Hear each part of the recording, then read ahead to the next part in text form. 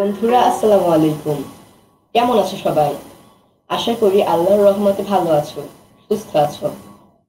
তোমাদেরকে স্বাগত জানাচ্ছি কিডস ক্রিয়েশন টিভির জনপ্রিয় অনুষ্ঠান মাথায় কত প্রশ্ন আসে দেখার জন্য।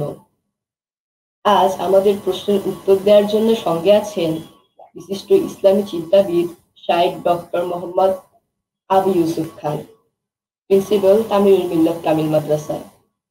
আসসালামু আলাইকুম স্যার। ওয়ালাইকুম আসসালাম ওয়া রাহমাতুল্লাহি ওয়া বারাকাতুহু। তালহা বিন শরীফ, কেমন আছো তুমি?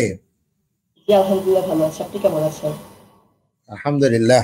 আজকে আমাদের সঙ্গে এই অনুষ্ঠানে যুক্ত আছে তাসিনা তাবাসসুম ফাইজা, মুজিয়া মাসিয়াত, আবরার আহমেদ সামি এবং আহমেদ জুবায়ের মাহির। আর উপস্থাপনায় আছি আমি তালহা বিন শরীফ। চলো তাহলে বন্ধুরা স্যারের কাছ থেকে আমাদের প্রশ্নের উত্তরগুলো জেনে নিই। তার আগে তোমাদের কাছে একটু অনুরোধ আছে, যারা এই লাইভটি দেখছো তারা লাইভটি বেশি বেশি করে শেয়ার করে দাও এবং কিডস ক্রিয়েশন টিভি চ্যানেলটি অবশ্যই সাবস্ক্রাইব করে রাখো। আজ প্রথম প্রশ্ন করবে ফাইজা। আমার প্রথম প্রশ্নটি হচ্ছে, নামাজ ও রোজা কেন করতে হয়? আলহামদুলিল্লাহ, অত্যন্ত চমৎকার প্রশ্ন করেছো, আমাদের জীবন ঘনিষ্ঠ প্রশ্ন। তোমাকে মুবারকবাদ। নামাজ কেন আমরা পড়ব? আসলে তো প্রথমত আমাদেরকে সৃষ্টি করেছেন আল্লাহ রাব্বুল আলামিন।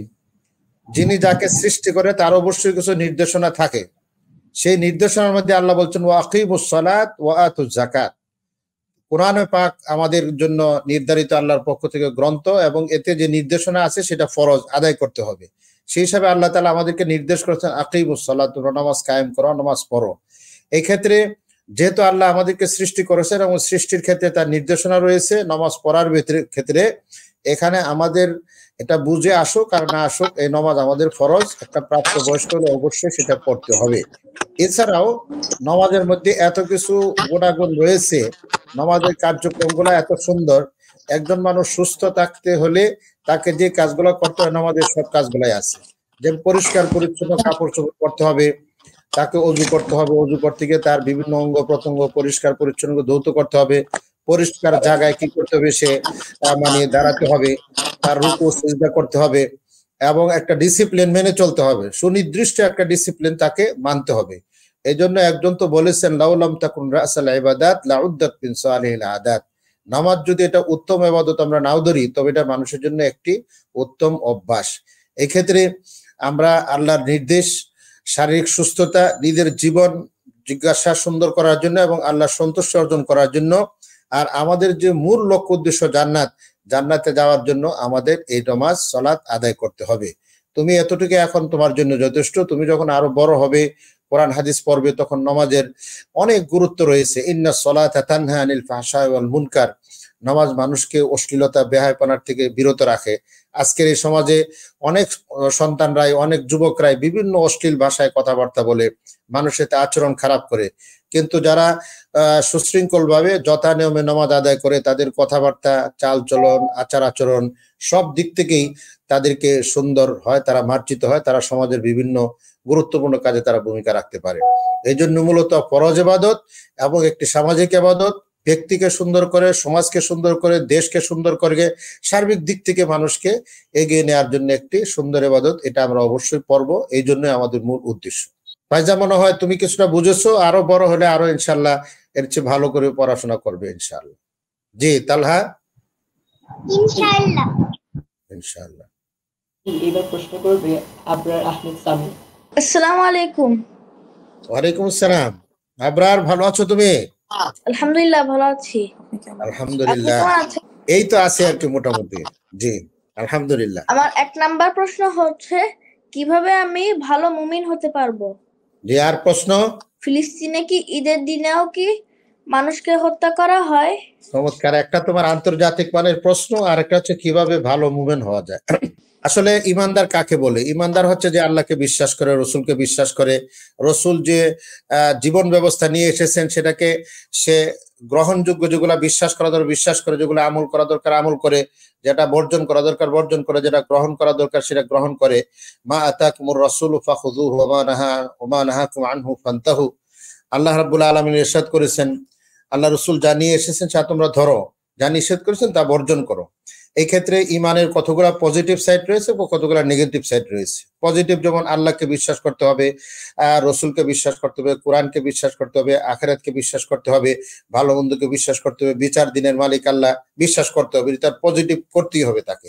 এর সাথে কিছু কার্যক্রম আছে, নামাজ পড়তে হবে, রোজা রাখতে হবে, জাকাত দিতে হবে, প্রয়োজনে তার উপরে হজ ফরজ হলে সে হজ আদায় করতে হবে, এগুলো তার জন্য পজিটিভ। নেগেটিভ কতগুলো আছে, হারাম কাজ আল্লাহ নিষেধ করেছেন, সুদ ঘুষ তারপরে শরাব মদ ইত্যাদি এগুলা নিষিদ্ধ, এগুলাকে বর্জন করতে হবে। শিরিক থেকে নিজেকে মুখ রাখতে হবে, মানে আল্লাহ একক অদ্বিতীয়, তার কোনো অংশীদারি নেই, এই বিশ্বাসটাই মূলত আমরা সূরা ইখলাসে পড়ি, কুল হু আল্লাহু আহাদ, আল্লাহ এক, আল্লাহুস সামাদ, তিনি কারো প্রতি মুখাপেক্ষী নন, লাম ইয়ালিদ ওয়া লাম ইউলাদ, তিনি কাউকে সরাসরি জন্ম দেননি, তাকেও কেউ জন্ম দেয়নি। এই একক বিশ্বাসটাই হচ্ছে মূলত ইমানের মূল চাবিকাঠি। এবং এর সাথে যে পজিটিভ কাজগুলো আছে, নামাজ পড়া, রোজা রাখা, হজ করা, জাকাত দেওয়া, সেগুলো করতে হবে। আর নেগেটিভ যেটা, আল্লাহর সাথে কাউকে শরীক করা যাবে না। আমাদের সমাজে অনেক সময় বিভিন্ন মানুষ অমুক পূজা করে, পীর পূজা করে, কবর পূজা করে, তারপরে আরো বিভিন্ন ধরনের পূজা, তারা আগুনের পূজা করে, সূর্যের পূজা করে, এইগুলা করলে তার ইমান থাকবে না, এটা মুশরিক হয়ে যাবে। এই জন্য সত্যিকারের মুমিন হওয়ার জন্য আল্লাহ একক অদ্বিতীয়, তার কোনো অংশীদারি নেই, তিনি আগেও ছিলেন, এখন আছেন, ভবিষ্যতেও তিনি থাকবেন, এমন একটা বিশ্বাসের নাম হচ্ছে মূলত সত্যিকারের ইমান। আর ইমানের সাথে যে কার্যক্রমগুলো আছে, এগুলো পর্যায়ক্রমে যখন সে করবে, তখন আসলে তার ইমান আস্তে আস্তে বাড়তে থাকবে। এই জন্য ইমাম বুখারী রহমতুল্লাহ আলাইহি, যিনি তোমরা জানো, বুখারী শরীফ অনেক বড় কিতাব, কোরআনের পরেই তার চেয়ে, উনি বলছেন আল ইমানু ইয়াজিদু ওয়া ইয়ানকুস, মানুষ যখন ইবাদত বন্দি করতে থাকে তার ইমানগুলো বাড়তে থাকে, আর যখন কমে যায় তখন তার ইমান দুর্বল হয়ে যায়। যেমন তোমরা যারা স্কুলে পড়ো, প্রতিদিন যদি স্কুলে যাও এবং নিয়মিত স্যারের পড়াটা শিখো, নিজেও মনোযোগ সহ, তখন দেখবা তোমার মনটার মধ্যে একটা আনন্দ থাকে। আর যদি ক্লাসে না যাও, ক্লাসে মনোযোগী না থাকো, বাড়ির কাজগুলো সুন্দর না করো, তাহলে মনের মধ্যে দেখা যাবে একটা দুর্বলতা তোমার ভিতরে কাজ করবে। ঠিক ইমানদারও এরকমই, যখন সে আল্লাহর বিধানগুলো সুন্দরভাবে কাজ করতে থাকে, আমল করতে থাকে, তখন মানসিক দিকে একটা তৃপ্তি বোধ করে। এটা হলো ইমানের মূল দাবি। আর যখনই এর থেকে দূরে সরে যায়, যত দূরে সরে তত তার মধ্যে পেরেশানি, কত তো দুর্বলতা তার মধ্যে কাজ করতে থাকে। একজন ভালো মুমিন হওয়ার জন্য এই ইমানের পরে যে কাজগুলো আছে, পর্যায়ক্রমে নামাজ পড়া। যেমন তোমরা এখন ছোট আছো, তোমরা ছোট হলেও কিন্তু 7 বছর হলে আল্লাহ রসুল বলছেন যে ঠিক মতো নামাজ পড়তে হবে, এবং 10 বছর হলে তাকে অবশ্যই নামাজের ব্যাপারে তারা তাগাদা দিয়ে নামাজে নিয়ে আসতে হবে। তার পরবর্তী সময় কথা বলার ক্ষেত্রে সত্য কথা বলবো, মিথ্যা বলবো না। কাজ করার ক্ষেত্রে আব্বু আম্মুর আনুগত্য করব, বড়দের সম্মান করব, ছোটদেরকে স্নেহ করব। এরকম ভাবে চলাফেরার ক্ষেত্রে মানে ভালো যে সাইডটা সেটাতে চলবো, এবং কাউকে কোনো কষ্ট দিব না, কেউ কষ্ট পায় এমন কোনো আচরণও করব না। এই দিকগুলো যখন আমরা কার্যকরী করতে থাকবো, তখনই ইমান মজবুত হবে এবং আমি ভালো ইমানদার হব। আর ভালো ইমানদার যে হবে, ইন্নাল্লাযীনা আমানু ওয়া আমিলুস সালিহাত, যারা ঈমান আনে এবং সৎ কাজ করে, আল্লাহ তাআলা তাদেরকে জান্নাত দিবেন, এমন জান্নাত যার নিচে ঝর্ণা দ্বারা প্রবাহিত হয়। আশা করি তোমরা এই আবরার তো আসলে চমৎকার, তোমার প্রশ্ন খুবই চমৎকার হয়, যেটা আমরা আশা করি আল্লাহ তাআলা আমাদেরকে সত্যিকারের ইমানদার, ভালো মুমিন হিসাবে যেন আল্লাহ আমাদেরকে গ্রহণ করেন। আমাদের মুরব্বী যারা চলে গেছেন, তাদেরকে যেন সত্যিকারের ইমানদার হিসাবে আল্লাহ তাআলা জান্নাত দেন। এখনো যারা জীবিত আছে, সকলকে যেন আল্লাহ সঠিক জ্ঞান, সঠিক ইমান দান করেন, এই তৌফিক কামনা করছি। তোমাকে মুবারকবাদ জানাচ্ছি আবরার। তার তো আরেকটা প্রশ্নের অংশ রয়েছে, সেটা হল ফিলিস্তিনে। আসলে তোমরা জানো যে বিশ্বের একটি গুরুত্বপূর্ণ স্থান, মুসলমানদের একটি গুরুত্বপূর্ণ স্থান হচ্ছে ফিলিস্তিন, যেখানে মুসলমানদের তৃতীয় কাবা অবস্থিত, মসজিদে আকসা। এই ক্ষেত্রে আসলে ওইখানে ইসরায়েলদের একটা চক্র, যা মুসলমানদেরকে নিধন করার জন্য, তারা আসলে কোনো সময় ছোট বড় স্কুল, মাদ্রাসা, কোনো জায়গাকে তারা আসলে নিরাপদ মনে করছে না, নিরাপদ রাখে নাই। তারা ঈদের দিনও আক্রমণ করেছে এবং প্রতিনিয়ত আক্রমণ করেছে। সারা বিশ্ব তাদের বিরুদ্ধে গেছে, তাদেরকে যুদ্ধ বন্ধ করার জন্য বলা হয়েছে, কিন্তু তারা তার থেকে বিরত আসতেছে না, যেটা একটা ইতিহাস তোমরা পড়লে পাবা। গাজা মুসলমানদের একটা পবিত্র জায়গা, এখানে মুসলিমরা রয়েছে, তারা তা প্রতিনিয়ত চেষ্টা করে যাচ্ছে। আমাদেরও সারা মুসলিমরা আসলে গাজার লোকদেরকে সহযোগিতা করা দরকার। তোমরা দেখবা পত্রপত্রিকা যে ছোট শিশুরা, তারাও ইসরায়েলদের আক্রমণ থেকে রেহাই পাচ্ছে না। স্কুল পড়াশোনা করতেছে, রেহাই পাচ্ছে না। হাসপাতাল রেহাই পাচ্ছে না। যুদ্ধের কতগুলা নিয়ম আছে, কোনো নিয়মই তারা মানতেছে না। এখন তো ওইভাবে বহুত আক্রমণ করতেছে। আমরা এখান থেকে দোয়া করি, রাষ্ট্রীয়ভাবে আমাদের সরকারও তাদের মানে তাদের পক্ষে সমবেদনা প্রদর্শন করেছে। ইসরায়েলদের যুদ্ধ বন্ধের ব্যাপারে তারা আহ্বান জানিয়েছে। আমরাও আজকে আমাদের ক্রিয়েশন টিভির পক্ষ থেকে, তোমাদের পক্ষ থেকে আমরা আহ্বান জানাই যে সারা বিশ্বের মুসলমানরা এক হয়ে গাজাকে আসলে হেফাজত করা দরকার। ফিলিস্তিন মুসলমানদের এই পবিত্র স্থান যেন আল্লাহ তাআলা আমাদের আমাদের আয়ত্তেই রাখেন, এবং ইসরায়েলদের জন্য উচিত শিক্ষা তাদের হয় এমন একটা ব্যবস্থা যেন আল্লাহ তাআলা করে দেন। আর সাথে সাথে আমরা দোয়া করি যে সমস্ত শিশুরা, বৃদ্ধারা, মুসলিম ভাই বোনরা এই ফিলিস্তিনে গাজাতে ইসরায়েলদের আক্রমণে নিহত হয়েছেন, আল্লাহ তাদেরকে শাহাদাতের মর্যাদা দান করুক। এবং যারা এখনো অসুস্থ আছে, যারা আহত রয়েছে, আল্লাহ তাআলা তাদেরকে মানে দ্রুত সুস্থতা দান করুক, এবং সেই দেশে নিরাপত্তা এবং সুন্দর পরিবেশ বজায় রাখার জন্য আল্লাহ তাআলা সেই ব্যবস্থা করে দেখ, আমরা এই প্রার্থনা করি, দোয়া করছি। শুকরান।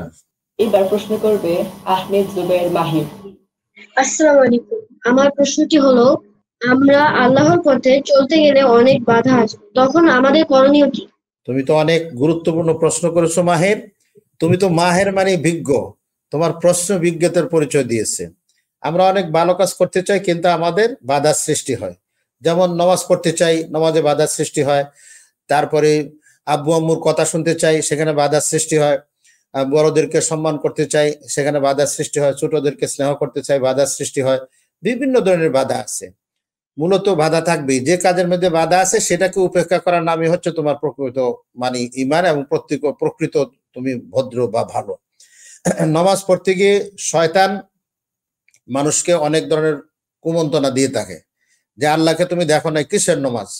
সেই ক্ষেত্রে আমরা বলতে হবে যে নামাজ আল্লাহর পক্ষ থেকে এটা ফরজ, সুতরাং করতেই হবে। এতে আমি সন্তুষ্ট থাকি আর সন্তুষ্ট না থাকি, আমাকে নামাজ অবশ্যই পড়তে হবে। এটা মনে করতে হবে যে এই সব ষড়যন্ত্রের উপরে হচ্ছেন আল্লাহ তাআলা।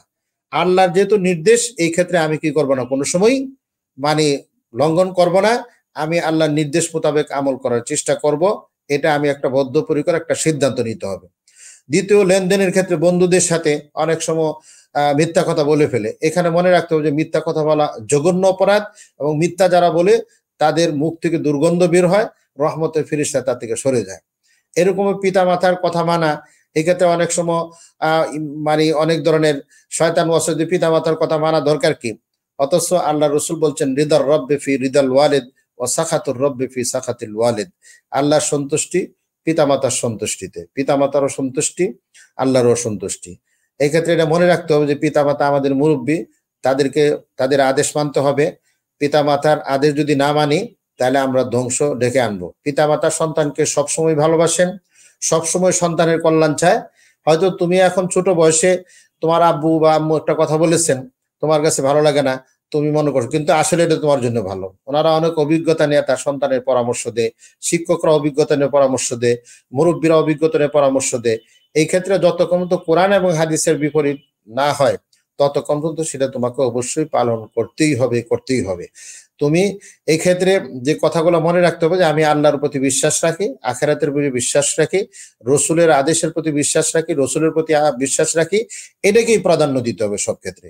এখানে যদি তুমি তোমার ব্যক্তিগত মতকে প্রাধান্য দাও, অথবা তোমার কেউ কুমন্ত্রণা দিল সেটাকে প্রাধান্য দাও, তাহলে তো সবই দুনিয়াও বরবাদ, আখিরাতও বরবাদ। এই জন্য একটা জিনিস আমি সবসময় বলে থাকি, কিড ক্রিয়েশন টিভিকে মোবারকবাদ জানাচ্ছি যে তোমাদের মতো কচিমনা আমাদের এই অন্তরের এই চক্ষু শীতল সন্তানদেরকে একত্রে করে তাদের মধ্যে মানে এমন একটা সুন্দর বন্ধন সৃষ্টি করে দিয়েছে যা তারা পরস্পর ইসলামের কথা বলে, কোরআনের কথা বলে, হাদিসের কথা বলে, নিজের জীবন দুনিয়াতে কল্যাণ কিভাবে নিয়ে আসবে কথা বলে, আখিরাতে আল্লাহ সন্তুষ্টি কিভাবে কথা হবে সেই দিকগুলা নিয়ে আসতেছে। এই জন্য কিড ক্রিয়েশন টিভি এই যে একটা মাধ্যম, বন্ধু নির্বাচনের ক্ষেত্রে তুমি কাকে বন্ধু বানাবা। এমন দুষ্ট বন্ধু আছে যে তোমাকে গুনার কাজে নিয়ে যাবে, আর কিছু বন্ধু আছে তোমাকে নামাজের কথা বলবে, আব্বু আম্মুর পক্ষে কথা বলবে, আব্বু আম্মুর মানার কথা, মুরব্বীদের মানার ব্যাপারে কথা বলবে, নামাজের ব্যাপারে কথা বলবে, তুমি সত্য কথা বলার কথা বলবে। এই সমস্ত বন্ধু নির্বাচনটাই হচ্ছে মূলত এই মানে তোমার এই খারাপ কাজ থেকে বেঁচে থাকার জন্য। আল্লাহ রাসূল একটা হাদিসে বলছেন আল মারউ মাআ মান আহাব্বা, মানে মানুষ তার সাথেই তার সঙ্গ হবে যে তাকে ভালোবাসে। এখন তুমি যদি বাইতুল্লাহর ইমাম অনেক বাইতুল্লাহর সামনে সে নামাজ পড়ায়, তাকে তুমি মনে মনে মহাব্বত করো, আল্লাহ তোমাকে বাইতুল্লাহর ইমামের সাথে ইয়ে করবে। তুমি আরেকজন বড় ইসলামিক স্কলারকে মহাব্বত করো, আল্লাহ তাআলা তোমার সেই ইসলামিক স্কলারের সাথে ইয়ে করবে। অপরপক্ষে তুমি যদি কোনো দুষ্ট লোককে মহাব্বত করো তাহলে কিন্তু তোমারও সে জাহান্নাম অবধারিত।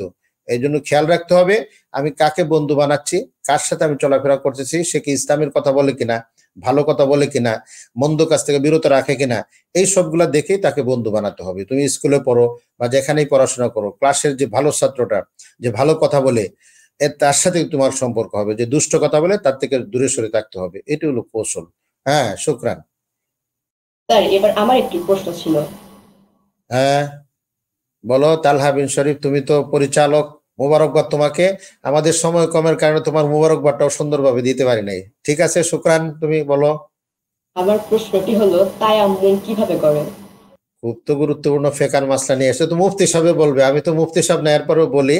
সেটা হচ্ছে তায়াম্মুম কখন করে, কিভাবে করবে। তায়াম্মুম যখন তুমি পানি না পাও, তায়াম্মুম একটা পবিত্রতার একটা মাধ্যম, পবিত্রতা অর্জন করার একটা মাধ্যম।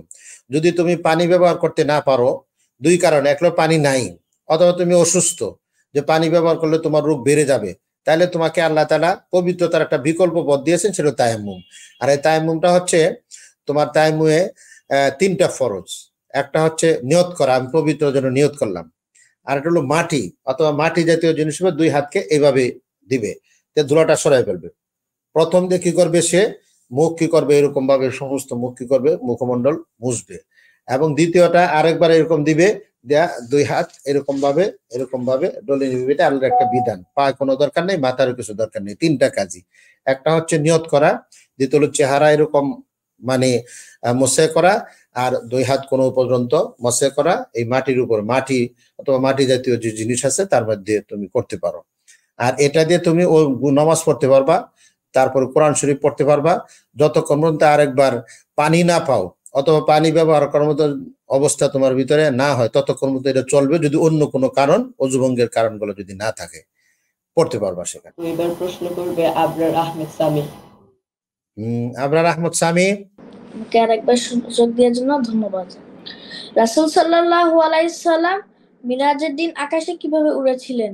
মাশাআল্লাহ, অনেক চমৎকার। মেরাজ, তো মেরাজ সম্পর্কে জানো তো, আল্লাহ রাব্বুল আলামিন তার রাসূলকে আমাদের উপরে বেশি বিধিবিধান পৌঁছানোর জন্য এমন একটা সফর রসুলকে তার জীবনে করালেন, যে সফরটা হচ্ছে এমন একটা ভ্রমণ, যে ভ্রমণ দুনিয়াতে আর দ্বিতীয় কেউ করতে পারবে না। এবং সেটা ছিল একটা অত্যাধুনিক, এখন আমরা বিমানে পাইট পান্ডারে বিভিন্ন জায়গায় আমরা যাচ্ছে, কিন্তু আল্লাহ রসুলের সফরটা ছিল এত আনকমন, যে সফরটা দুনিয়াতে আর দ্বিতীয় কারোর জন্য হবে না, এবং এই ধরনের সফর হবে না। আর মুজিজা, সেটা একটা অপারক, সারা দুনিয়ার মানুষকে এটাকে অপারক করেছে। একটা পর্যায়ে মানুষ সেটাকে বিশ্বাস করতো না, এখন বিশ্বাস করে যে রাসূল পাক সাল্লাল্লাহু আলাইহি ওয়াসাল্লামের মুজিজা হয়েছিল। এবং এখানে আল্লাহ রাব্বুল আলামিন বিভিন্ন বাহন ব্যবহার করেছেন। কোরআন শরীফে এটাকে আসরা বলা হয়েছে, সূরাতুল ইসরা একটা আছে, সুবহানাল্লাযী আসরা বিআবদিহি লাইলান, এখান থেকে পুরা বিস্তারিত আলোচনা আছে। আল্লাহ রসুল মসজিদে বাইতুল্লাহ ছিলেন, যারা বাবে উম্মেহানির যে অংশটুকু আছে, তোমরা কোনো সময় গেলে দেখবা অংশ একটা বাবে উম্মেহানি আছে, সেখানে আল্লাহ রসুল অবস্থান করছিলেন।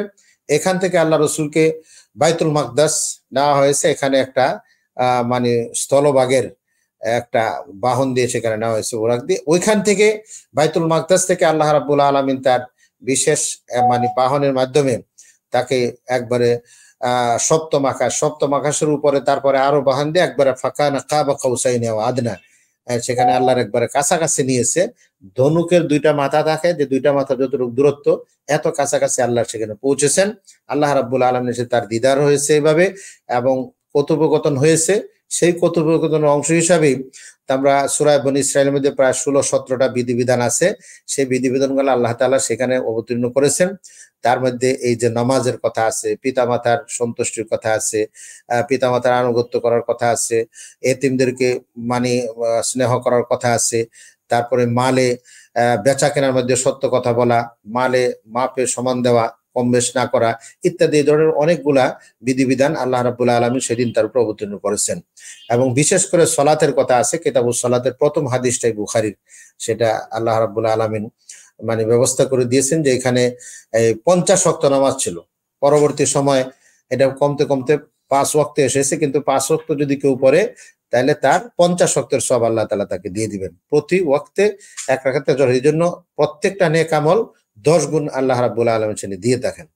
আমরা তুমি ওই মেয়ারাজে আল্লাহ রসুলকে আল্লাহ রাব্বুল আলামিন তার বিশেষ বাহন, সেটা বোরাক বলা হয়, আমরা বোরাক না বলি, আল্লাহ তাআলা তার বিশেষ বাহনে যে বাহনগুলা সেখানে যাতায়াতের জন্য উপযোগী ছিল সেগুলো আল্লাহ তাআলা কি করেছেন, দিয়েছেন, এবং রাসূল সাল্লাল্লাহু আলাইহি ওয়াসাল্লাম গিয়েছেন। এই সফর আর দুনিয়া দ্বিতীয় কারো হবে না, এটাকে বিশ্বাস করাও আমাদের একান্ত প্রয়োজন। একটা ইসরা জমিনে বাইতুল্লাহ থেকে বাইতুল মাকদাস পর্যন্ত জমিনে বিচরণ হয়েছে, আবার বাইতুল মাকদাস থেকে আরশে মহল্লা পর্যন্ত পৌঁছেছেন, সেটা আল্লাহ তাআলা তার বিশেষ বাহনের মধ্যে পৌঁছেছেন। তুমি এতটুকু ধারণা নিবা, সামনে ইনশাআল্লাহ পড়াশোনা করবা মেরাজকে কেন্দ্রিক। আল্লাহ তাআলা তোমার জ্ঞান বিবেক বুদ্ধি আরো বাড়িয়ে দিক। শুকরান। এবার প্রশ্ন করবে তাসিনা তাবাসসুম ফাইজা। মুহাম্মদ সাল্লাল্লাহু আলাইহি ওয়াসাল্লাম কেন ছোটদের প্রিয় ছিলেন? মাশাআল্লাহ, তুমি তোমার বিষয়টা তুমি প্রশ্ন করছো। মুহাম্মদ সাল্লাল্লাহু আলাইহি ওয়াসাল্লামা ছোটদের কাছেও প্রিয় ছিল, বড়দের কাছেও প্রিয় ছিল, আরবের লোকদের কাছেও প্রিয় ছিল, বাংলাদেশের লোকদের কাছে প্রিয় ছিল, সারা দুনিয়ার মানুষের কাছে তিনি প্রিয়। আল্লাহ রাব্বুল আলামিন তাকে ওমা আরসালনাকা ইল্লা রাহমাতাল লিল আলামিন, শুধু মানুষের কাছে না, পশু পাখির কাছেও, গাছ তরুলতার কাছেও মুহাম্মদ সাল্লাল্লাহু আলাইহি ওয়াসাল্লাম প্রিয় ছিলেন। আর ছোটদের কাছে প্রিয় তো রাসূল তো এতিম ছিলেন, এতিম হিসাবে রাসূল সাল্লাল্লাহু আলাইহি ওয়াসাল্লামের জীবন শুরু হয়েছে। সুতরাং তিনি ছোট থেকেই তার যে দাত্রী মাতা ছিলেন তার কথা মেনেছে, তিনি যেভাবে বলে সেরকম, এবং তার কাছে এমন একটা ক্ষমতা আল্লাহ তাকে দিয়েছিল যে তিনি ছোট অবস্থাতেই কি করেছেন, ইনসাফ করেছেন। যারা হাদিসে পাওয়া যায় ইতিহাসে যে তিনি হালিমা সাদিয়া রাদিয়াল্লাহু তাআলা আনহার দুধ পান করেছিলেন, এবং দুধ পান করতে গিয়ে তিনি তার আম্মুর একটা দুধ পান করতেন, একটা তার ভাইয়া আব্দুল্লাহ নামে একটা ভাইয়া ছিল তার জন্য। এই জন্য ছোট অবস্থাতেই তিনি কি করেছেন। এবং শিশুদের অধিকারের ব্যাপারে কথা, রসুল কোথায় গেলে শিশুদেরকে সালাম দিতেন, আসসালামু আলাইকুম ওয়া রাহমাতুল্লাহ। শিশুদের সাথে খেলতেন, শিশুদেরকে খেলা দিতেন। তার নাতি দৌহিত্ররা ছিল, যেমন নামাজের মধ্যে রসুলের ঘাড়ে উঠে তার নাতিন বসেছে, তাকে রসুল যত্ন করেছেন। রসুল বাচ্চাদেরকে পেলে তাদেরকে মাথায় হাত দিতেন। যেমন একজন সাহেব মা ফারা নুগায়ের, মানে খেলাধুলা করতো ছোট দিয়ে, আল্লাহ রসুল বলছে যে তুমি যে তোমার ছোট পাখিটা কোথায় আছে। আল্লাহ রসুল একবার ছোট মেয়েদের কাছে গেলেন, যাওয়ার পরে তারা একটা কবিতা পড়তেছিল, আতাইনাকুম আতাইনাকুম ফাহিয়াকুম ফাহিয়ানা, এরকম একটা গান গাইতেছিল বাচ্চারা, ছোট মেয়েরা। তখন হযরত আবু বকর সিদ্দিক রাদিয়াল্লাহু তাআলা আনহু মানে মেয়েদেরকে থামাই দিছে। আল্লাহ রসুল বলছেন না, ছোট বাচ্চারা এই ধরনের গান গাইতে পারে, যে সমস্ত কোরআনের কথা অথবা সত্য কথা, সাগর সমুদ্র এগুলাকে বলে। মানে কথাটা হলো এটা যে রসুল শিশুদেরকে, আমরা যখন শিশুদেরকে দেখে ধমকে সরাই দিই, শিশুদেরকে মার দেয়, শিশুদেরকে আদর করে না, তাদের আবদার রক্ষা করে না, রসুল এগুলা করতেন। তাদের যুক্তিসঙ্গত আবদার, তাদেরকে আদর করা, তাদেরকে স্নেহ করা, তাদের মাথায় হাত দেওয়া, তাদের জন্য উপযোগী খাবার, উপযোগী কথাবার্তা, গল্প শোনাতেন। আমরাও ছোটবেলা আমাদের নানাদেরকে পেয়েছি, উনি অনেক সুন্দর সুন্দর গল্প বলতেন। এখন তার তোমরা আমাদের গল্প শোনো না, তোমরা মোবাইলের গল্প শোনো। মোবাইল না, দাদা দাদুকে বলতে হবে যে দাদা তুমি যে হজ করেছো ঘটনা একটু জানাও তো দেখি, তুমি যে উমরা করেছো নামাজটা একটু দেখাও তো আমাদেরকে কিভাবে করেছো। এগুলা দাদা নানা থেকে শুনতে হয়। ইউসুফ আলাইহিস সালামের ঘটনা শুনতে হয়, দাউদ আলাইহিস সালামের ঘটনা শুনতে হয়। বিভিন্ন ইসলামী কাসাসুল কোরআন একটা বই আছে, বাচ্চাদের কিচ্ছা কাহিনী, বইগুলো সংগ্রহ করে তোমরা পড়বা, শুনবা, তাহলে দেখা যাবে যে আসলে রসুল কেন প্রিয় ছিলেন, সব দিকগুলো বেরিয়ে আসবে, এবং সেগুলো আমরাও করব। রসুল আমাদেরকে প্রিয় মনে করবেন ইনশাআল্লাহ। শুকরান। তো এইবার প্রশ্ন করবে আহমেদ জুবায়ের মাহির। মাহির, প্রশ্ন করো। আমার দ্বিতীয় প্রশ্নটি হলো, আমরা ফরজ ও ওয়াজিব কিভাবে মেনে চলব? মাশাআল্লাহ, মাহির তো তোমার প্রশ্নটা মাহারাতের সাথে জড়িত। মাশাআল্লাহ, শরীয়তের যে সমস্ত বিধিবিধান গুলো আছে এটা কয়েকটা ভাগে ভাগ করা। একটা হলো ফরজ, টপ মোস্ট, এটাকে তোমাকে করতেই হবে। আল্লাহ যখন বলছে যে এটা তোমার থেকে রহিত হবে, তখন এছাড়া তুমি বাদ দেওয়ার কোনো সুযোগ নেই, এটা ফরজ। কেউ যদি অস্বীকার করে তার ইমানই থাকবে না, আর অলসতা করলে সে ফাসেক হয়ে গেল।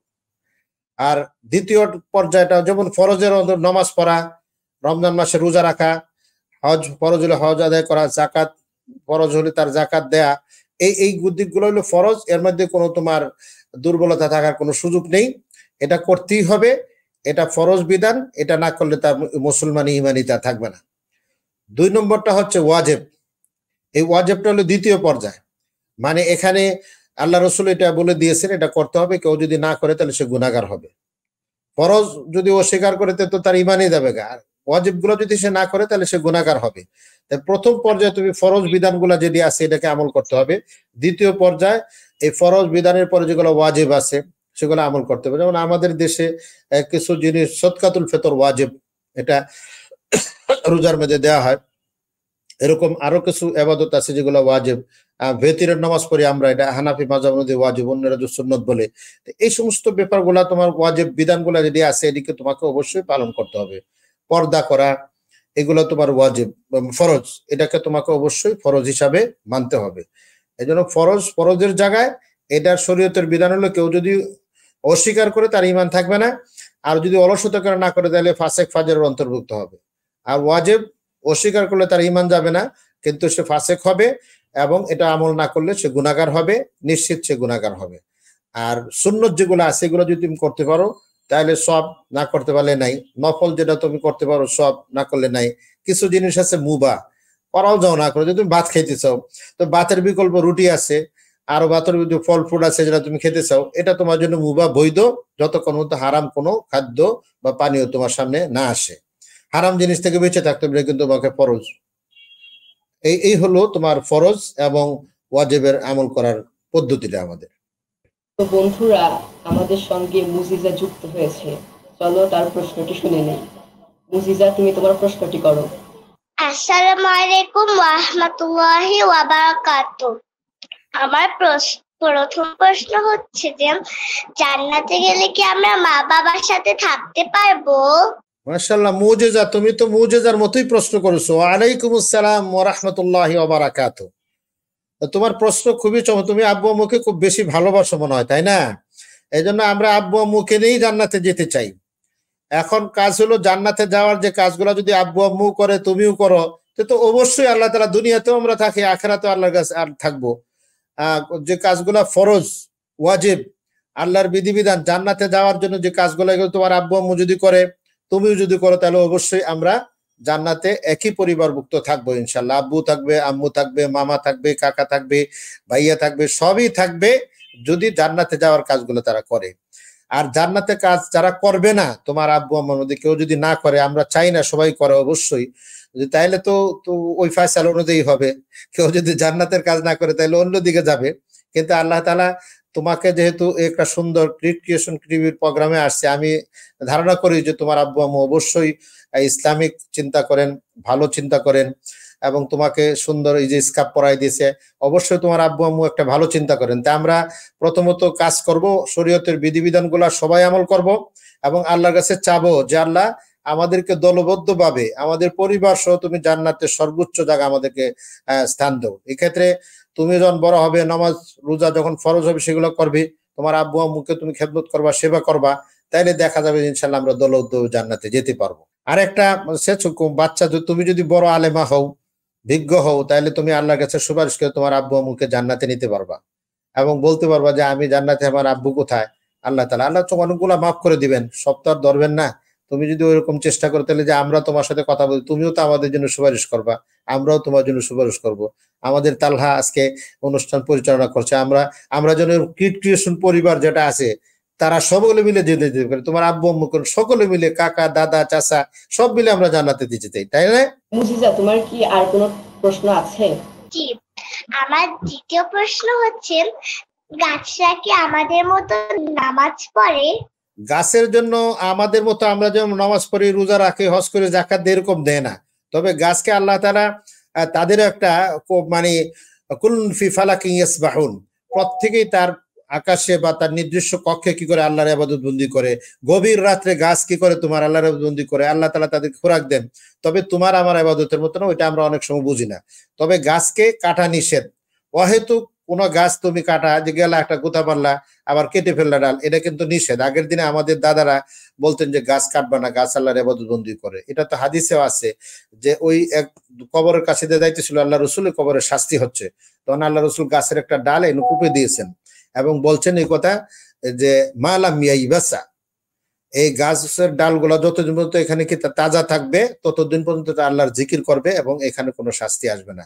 এই হাদিস থেকে তো আমরা জানি যে গাছ, তরুলতা, বৃক্ষ, এই সবকিছুই, মাছ, সবই কি করে আল্লাহর ইবাদত বন্দেগী করে। তবে তাদের ইবাদতটা আমাদের ভিন্ন রকম আছে।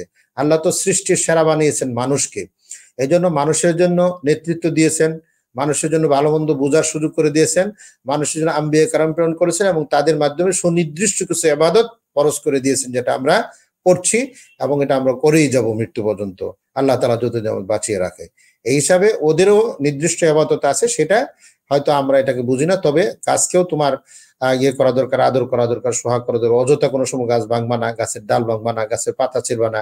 এগুলো আমাদেরকে অক্সিজেন দেয়, আমাদের থেকে তারা খায়। আমরা গাছ বান্ধবী যে গ্রিন হাউস এফেক্ট তোমরা বুঝবা না। যে দেশে গাছপালা বেশি থাকে সেখানে মানুষ সুস্থ থাকে এবং সেখান থেকে তারা অক্সিজেন পায়। যেখানে গাছপালা নাই এখানে বড় মরুভূমি দেশগুলোতে অনেক সমস্যা হয়, প্রচন্ড গরম থাকে, বিভিন্ন অসুখ বিসুখ মানুষ ঘুরে। বাংলাদেশকে আল্লাহ তাআলা তার পক্ষ থেকে একটা মানে শীতাতপ নিয়ন্ত্রিত একটা দেশ বানিয়ে ফেলেছেন। প্রচন্ড গরমও না, প্রচন্ড শীতও না। তুমি মরুভূমির দেশে গেলে যে গরমের সময় প্রচন্ড, এবার হজে 51% গরম ছিল, মানে ওভেনের মতো গরম। আর বাংলাদেশকে আল্লাহ তাআলা এত গরম কোনো সময় দেন না, শীতও দেন না। আলহামদুলিল্লাহ, আমরা একটা আমাদের প্রিয় মাতৃভূমির জন্য দোয়া করি, আল্লাহ এমন একটা দেশে আমাদের জন্য পাঠিয়েছেন, দেশটা যেন সুন্দর হয়, দেশটার জন্য কোরআনের কথায় চলে, দেশটার জন্য মানুষ নিরাপত্তা ভোগ করে, দেশের জন্য যে মানুষ তার দেশের উন্নয়নে কাজ করে, এমন একটা প্রত্যাশা আমরা আমাদের এই প্রিয় মাতৃভূমির জন্য সবসময় করি। তোমরা ছোট, তোমরা অবশ্যই চাবে যে আল্লাহ আমার এই দেশটা যেন কোরআনের কথায় চলে, আমার এই দেশটা যেন ইসলামের কথায় চলে, আমাদের দেশের মানুষগুলো রসুলের চরিত্রবান হয়, আমরা যেন বিচরণ করতে নীরবে, আমরা যেন এমন শিক্ষার সাথে জড়িত হই যে শিক্ষা আমাদের জন্য আল্লাহর সাথে পৌঁছিয়ে দেয়, দেশের উন্নয়নে অংশীদারি হয়, দেশের জন্য দক্ষ জনশক্তি হতে পারি, এমন একটা প্রত্যাশা আমরা করি। শুকরান তালহা, শুকরান। স্যার, আমাদের নির্ধারিত সময় শেষ হয়ে এসেছে, আমরা কি অনুষ্ঠানটি শেষ করতে পারি?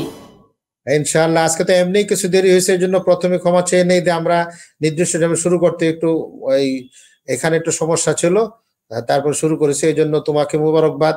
এখানে ফাইজা এবং আমাদের আবরার, মজেজা, এরপরে ময়েজা যারা আছে সবাইকে মুবারকবাদ জানাচ্ছি। তারপরে ফাইজা, আমাদের এখানে আজকে কারা কারা আছে? তালহা বিন শরীফ আছে, তারপরে আবরার আছে আমাদের সাথে, তারপরে আছে ফাইজা আছে, এরপরে মুজেজা আছে, এরপরে আহমদ মাহের। সকলকে মোবারকবাদ জানাচ্ছি। ক্রিয়েট ক্রিয়েশন টিভিকে মোবারকবাদ জানাচ্ছি যে আমরা আমাদের কলেজের টুকরাদেরকে একটা প্ল্যাটফর্মে এনে ইসলামী শিক্ষার সুযোগ করে দিয়েছে, এই জন্য তাদের মোবারকবাদ জেনে আমি তোমার শুকরিয়া আদায় করে শেষ করছি। ওয়া আখিরু দাওয়ানা আলহামদুলিল্লাহি রাব্বিল আলামিন। বন্ধুরা, আজ তাহলে বিদায় নিচ্ছি। যারা এতক্ষণ আমাদের সঙ্গে ছিলে সবাইকে অনেক ধন্যবাদ।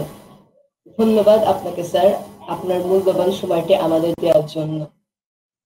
আল্লাহ আমাদের সবাইকে ভালো রাখুন, সুস্থ রাখুন, নিরাপদে রাখুন। আসছে বৃহস্পতিবার আবারও দেখা হচ্ছে কিডস ক্রিয়েশন টিভিতে। আসসালামু আলাইকুম ওয়া রাহমাতুল্লাহ। ওয়ালাইকুম আসসালাম ওয়া রাহমাতুল্লাহ।